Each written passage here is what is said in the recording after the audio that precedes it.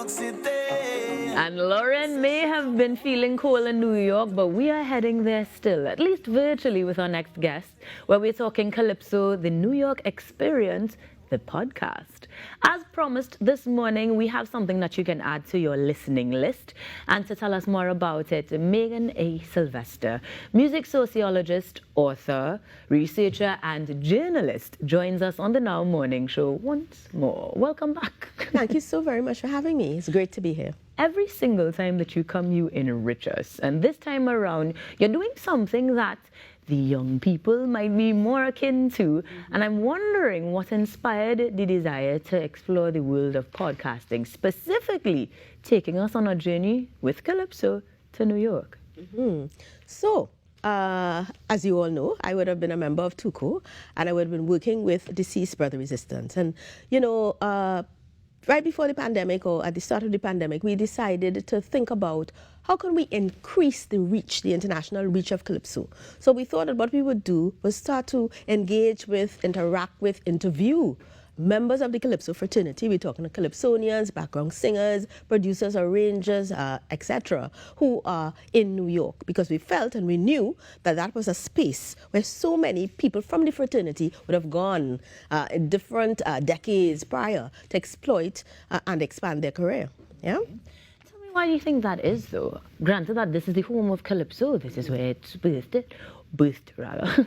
Why would we have gone to the US, of all places, to enhance our career? What abilities or availabilities are there that we lack? Opportunities for recording, opportunities to work with other artists, opportunities to expand your career, to have a greater listenership, all right, viewership, and just to get an opportunity to share Calypso. Because some people said, you know what, I am within Trinidad and Tobago, but if I go abroad, more people will know about Calypso, because there's so many people who are interested in Calypso. And one of the key things about this particular podcast is that we're actually at the second tranche. So the first tranche actually would have taken place in 2022. All right, where I would have completed 7 interviews with a combination, as I mentioned before, Calypsonians, background singers, etc. Interestingly, even though the name of the podcast is Calypso, the New York Experience, there were some Calypsonians who actually no longer reside in New York. They might have been in South Carolina, etc. But the point about it is that they had some interaction with New York when they would have first gone to the United States. In 2023, I would have completed 6 interviews where I focus more now on producers and arrangers. So let me give you an example. Frankie McIntosh, absolutely not from Trinidad and Tobago, but a prolific producer and arranger. And he in particular from St. Vincent and the Grenadines would have been instrumental in playing and performing on so many hits of yesteryear. And so it became important to take it outside of Trinidad and Tobago, or Trinidadians and Tobagonians, and to deal or to treat with people who were actually a part of the fraternity. I get it. Yeah? Now, tell me why the choice to go with podcasts, though. In the case of the media that's available, we have social media galore. It's visual, it's much more instantaneous. Why podcasts? Well, I was thinking that we need to use it as a teaching tool. So what we do is it's an online interface, and it's interesting because people are at separate and different and diverse parts of the world. So that's important to note. And so we all can't be in the same place at the same time. So that's the first thing. And then once it's recorded, all right, because these podcasts can be found on my YouTube channel, teachers, other persons within the fraternity can go back, look at their own interviews, or as I said, teachers and students can use it as a teaching tool. Because what we want to do with Calypso, we don't only want to know what the lyrics are, what the themes are, but we also want to know something about the people who performed.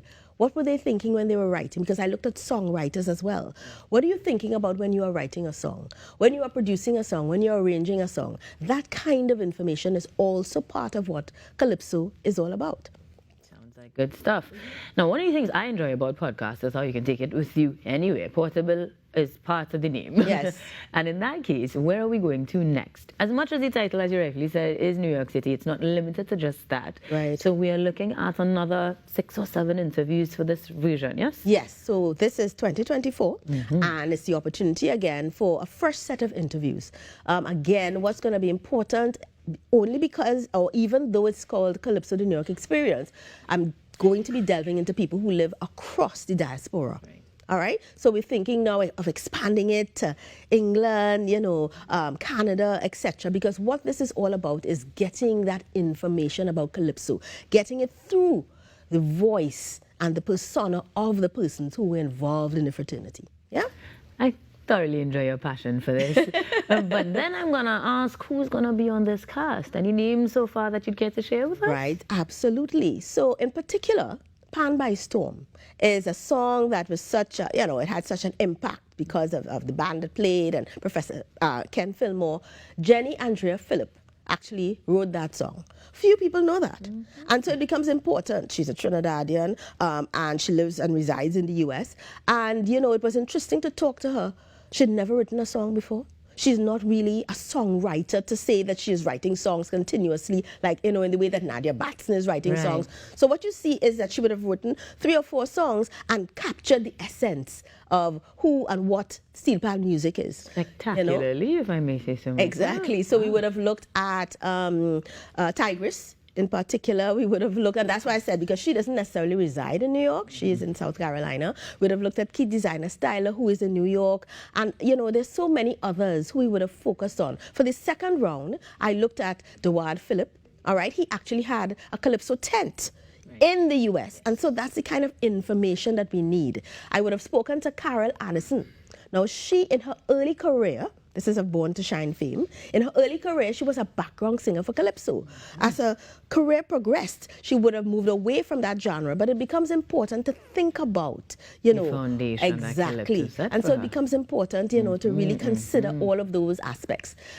Now, let me ask, how do you decide who is going to be featured? Because I'm sure there's someone out there that say, you know what? Time to tell my story. Exactly. In particular, Debbie Haynes. I want to speak about her because she's a background singer. All right, and she was a background singer on many, many, many hits. So what is the process for making a decision about who's going to be on the podcast? It's about going through, speaking to people in the industry, all right, to find out, okay, let's look at it via decade. All right, so we're looking at, because really we're looking at the 70s, the 80s, the 90s. Who were the people who were making a dent, having that impact in particular on the art form, all right? And tapping into them, making an appointment and speaking to them. And so that is actually what the process is in terms of saying you were prolific. What I want to mention though, a lot of these persons who have interviewed have said to me, some of them a little teary-eyed, I have never been interviewed before. Nobody has ever approached me to interview me. And that really, you talk about passion earlier, that really, cements the whole deal for me. Absolutely. Because these are people who have made a contribution, but people just don't know about them.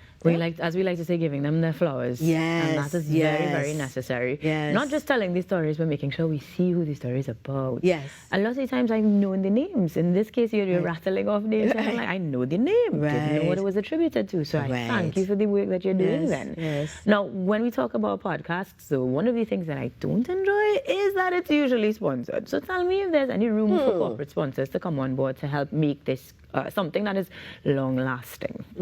Now, this is there is the opportunity for sponsors to come on board. Currently, there are no sponsors. This started off, as I mentioned, as a passion project. So as we go into year 3, that opportunity really does exist. Yeah.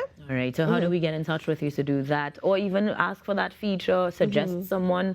How do we connect? Okay, so I have a website. It's megansylvester.com, and my social media handles are TT Music Sister on Instagram and on Facebook, so that people can reach out to me, to interact and connect. Megan, I'm smiling because genuinely I admire your tenacity, I admire your drive, and I know you say it's a passion project. But if someone is thinking of continuing to tell stories, exploring platforms that are very different from what we're used to, like you are doing now, what would be some driving words that you'd share with them? Tenacity, stick-to-itiveness, and perseverance. She has the list.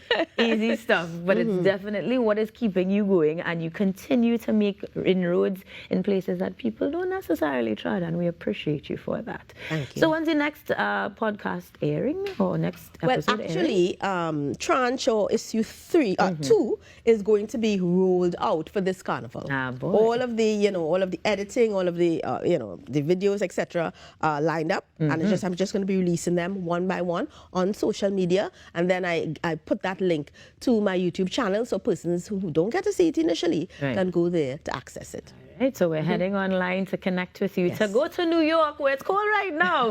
But the warmth that you bring towards Calypso will be maintained. This morning, Megan Sylvester joins us on the Now Morning Show in the capacity of music sociologist, author, journalist, researcher, and podcaster, making sure that the Calypsonians and the persons in the background are coming to the forefront and their stories are told. That's how we do it here on the Now Morning Show, making sure you know the things you need to know now. So we're taking a break. We're coming back with even more for you to add, and hopefully more to add to your carnival season as well. Stick around, guys.